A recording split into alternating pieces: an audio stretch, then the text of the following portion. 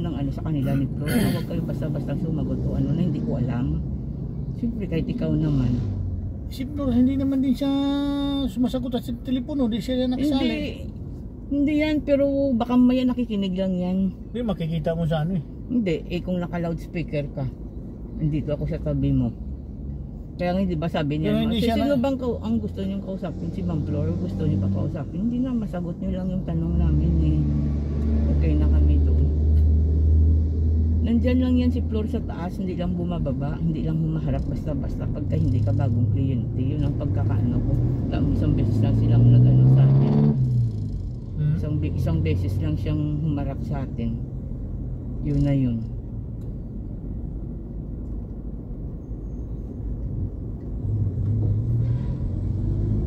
Karamihan naman ng kliyente. Kasi yung di ba niresibuan nila yun na ano, inano nila yung resibo? Oo. Makikita mo ngayon mamaya lahat. Kinancelled nila yun, tapos inano nila ng acknowledgement receipt.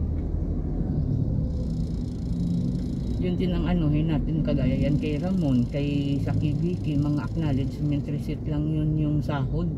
Anong gagamitin doon?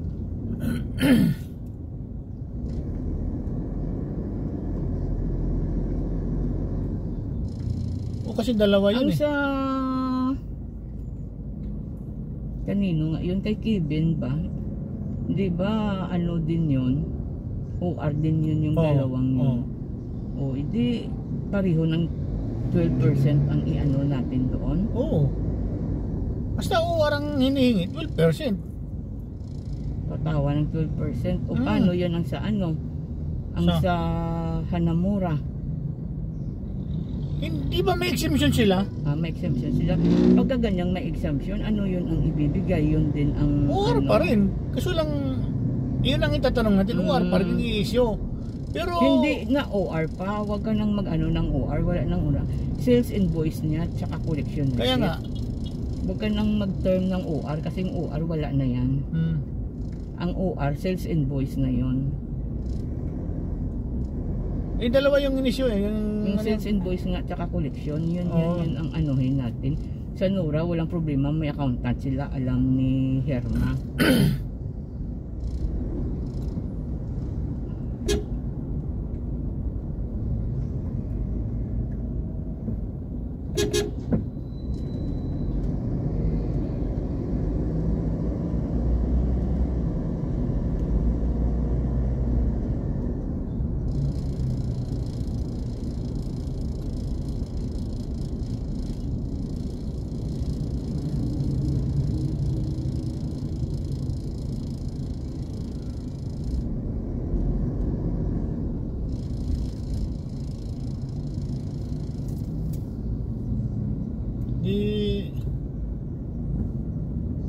Siguro may sample naman sila doon eh. Yung mga sample din sila, ano ginagamit nila.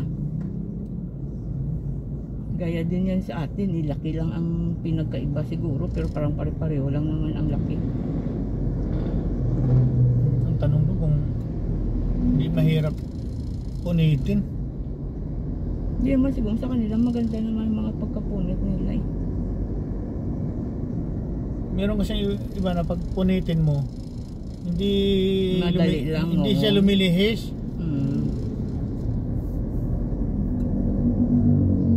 Yun ang kagandahan nitong resibo, wala nang ano, hanggat kung kailan maubos, sige lang sige. Hindi kagaya yung walang expiration. 5 years lang, 5 years lang ulit ka na naman. Ito hindi na, lifetime na kumbaga.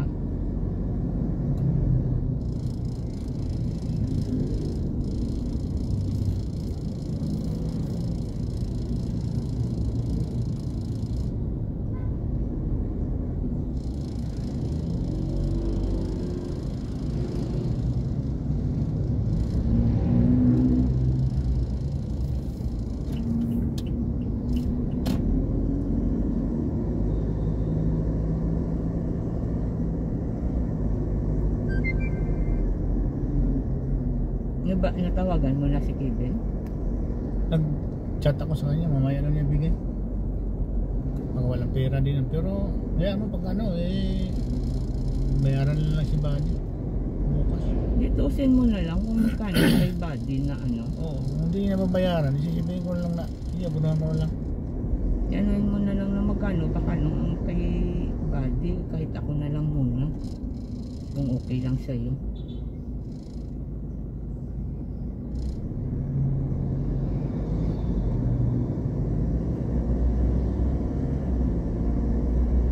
Kailangan talaga sa mga ganitong ano, kahit pa paano may hawakan na pera, kasi pagka ganyan magpa-replace ka syempre hindi mo naman pwedeng sabihin Itong na itong next year kung luluobin matuloy yun. Yung driver puro bali abuti nun. Kasi yun ang dun magbabali. Kasi lang siguro titingnan ko muna. Oo. Luluobin naman next year maka ano ka na nito kasi ang babayaran sa January magbabayad ka pa rin yung sa 2551Q per quarter na yun. Pero sa first quarter ng wala ka nang babayaran, yun na yung sales in versus expenses. Ang sunod mo na babayaran sa yung sole ka parang yung April, kasi yun na yun ang income tax return. Doon na yun i-accumulate ang first quarter hanggang fourth quarter yung April. Doon na yun doon ka na maligo talaga sa expenses sa resibo. Yun na yun.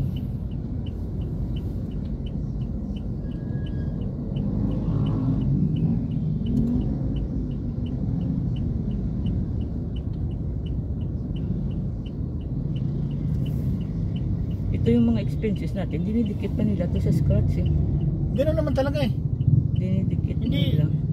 Hindi naman talaga na kagaya sa'yo na ipunin mo na pag patong-patongin.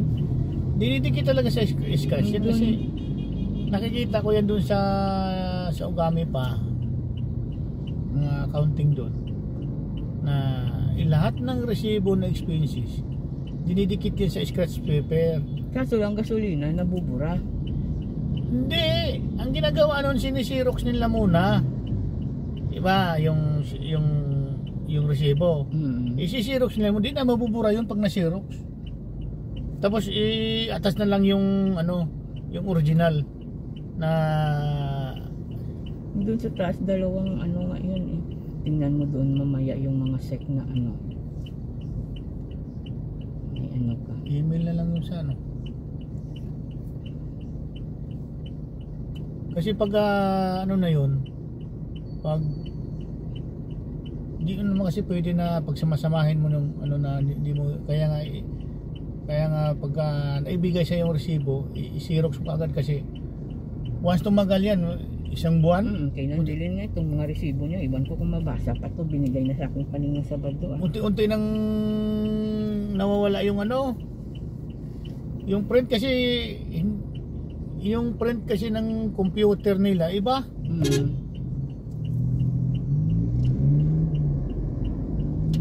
Parang yung pagka second quarter medyo ka na nito, siguro maramdaman mo na rin to kasi wala ka nang babayaran ang itong bayad mo yung 10% ang iniisip ko dyan itong next year mag-open an account para doon lang talaga na i-deposit lahat ng yung lahat na yung mga sa 13 month yung babayaran sa BIR, deposit mo doon, huwag mong galawin kasi mas maganda yung i-deposit. Saan sa Metrobank na rin? Oo, magagawa ng mag-open account. Isang account pa. Oo, kasi para hindi ATM, para hindi magagalaw ka agad kasi pag ATM. Hindi kung passbook yun, 10,000 din yun pag passbook, di ba? Walang problema, okay lang yun. Okay, siguro passbook naman kahit to. Pag passbook lang yun. Parang makikita mo rin talaga. Lahat kasi, ng 13 months, yung pang BIR. Hindi mo pwede yung ilagay isa mo lang. Na lang. Yan ang halo mo doon. Oo, pati yung sa iyo kasi ikaw, syempre, hindi mo rin minsan matatapyasan mo, makakalimutan mo na kung sa tagal din naman ng na may ako hindi ko lang matandaan kung naibalik ko or hindi. Kaya nagtataka ka rin.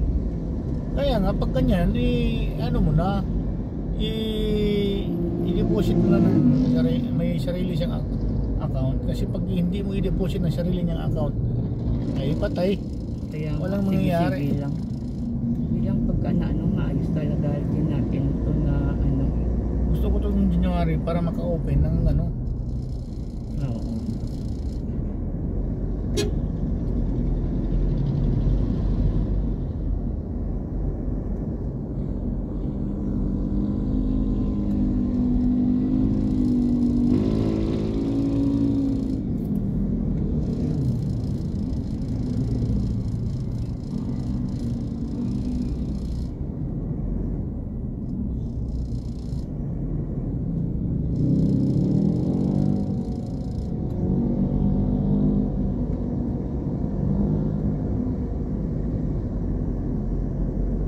Yung nakaraan kung ano dito, lumagpas talaga ako. Hindi ko napansin yung...